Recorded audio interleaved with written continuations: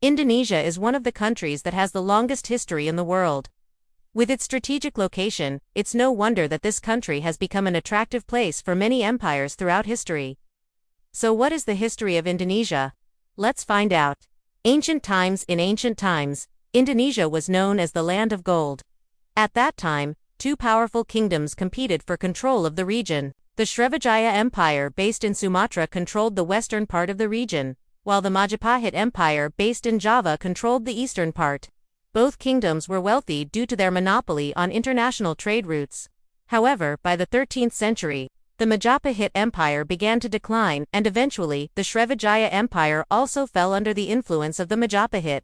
The coming of Islam. After the fall of the Sriwijaya Empire, several small kingdoms emerged in the region, such as the Demak, Pajang, and Mataram kingdoms.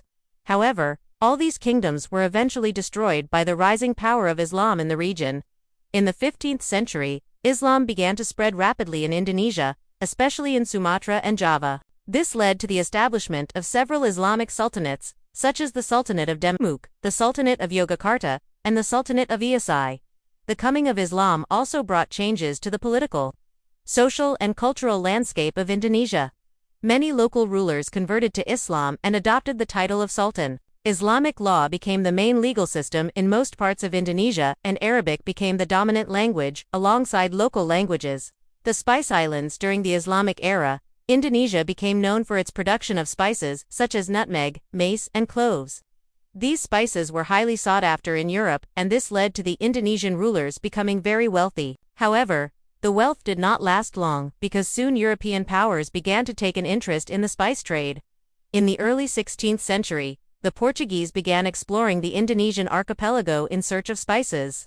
They were followed by the British and Dutch not long after. The three powers then competed for control of the Indonesian islands, which resulted in the Indonesian people being caught in the middle.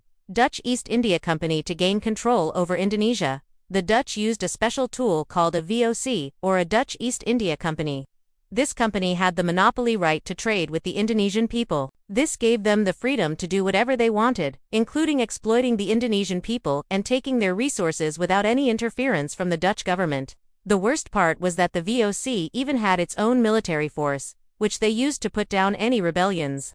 They also built fortifications, one of which was located at the top of a hill in Batavia, now known as Jakarta. The hill was named, or in English, the Governor's Hill.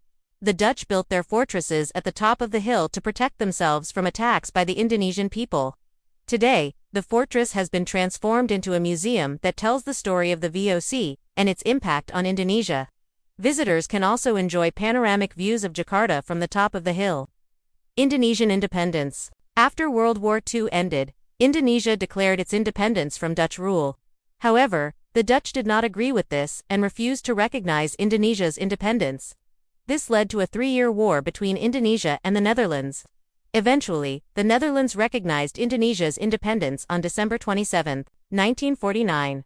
After gaining its independence, Indonesia faced many challenges such as poverty, corruption, and inequality. However, the country has made great strides in recent years, and today it is a thriving democracy with a growing economy. So that was the history of Indonesia.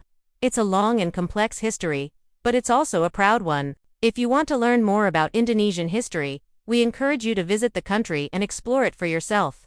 Thank you for watching this video about the history of Indonesia.